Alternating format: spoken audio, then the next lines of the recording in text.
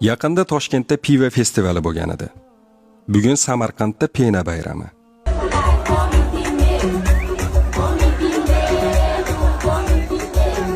Muhtaram prezidentimizga o'zbek xalqi nomidan she'riy murojaat. Ey yurtboshim, sizga murojaat qilmasak, kimga murojaat qilamiz? Ko'rib qo'ying yurtning otasi. Biz kimlardan o'rnak olyapmiz? Bu aslida kimning xatosi? Kundan kunga cho'kib boryapmiz. Yurt to'ldi dil titroqlariga, til tishlagan qo'rqoqlariga, zalolatning botqoqlariga kundan kunga cho'kib boryapmiz. Tars bir yuzing qaramagin qoch. Erkak ayol yarim yalang'och. Ona xalqim bo'ldi ko'zing och. Biz botqoqqa botib boryapmiz. Festival deb yurganlar shular. Piva ichib kulganlar shular. Ko'pik sochgan shaytonlar bular. Biz botqoqqa botib boryapmiz.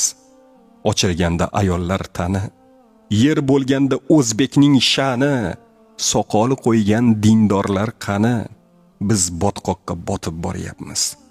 Tuz sepmasdan bo'ldi yaraga, bo'yatmasdan oqni qoraga, ajratinglar puchni saraga, biz botqoqqa botib boryapmiz.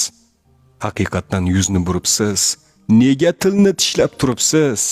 Qay yuz bilan chidab yuribsiz? Biz botqoqqa botib boryapmiz. Tugar balki shu bilan yo'lim. Yozmoqqa ham bormaydi qo'lim. Haqiqatni aytganga o'lim. Biz botqoqqa botib boryapmiz. Go'rida tik turganida dod, o'tganlar ham chekmasmi faryod? Shu bo'lsa-ya kelajak avlod. Biz botqoqqa botib boryapmiz. Ko'rib qo'ying yurtning otasi. Biz kimlardan o'rnak olyapmiz? Bu aslida kimning xatosi? Kundan kunga cho'kib boryapmiz. Chora ko'ring yurtning otasi. Kundan kunga cho'kib boryapmiz. She'r muallifi Kamronbek Ismoilov. Videoni tarqatib qo'yamiz.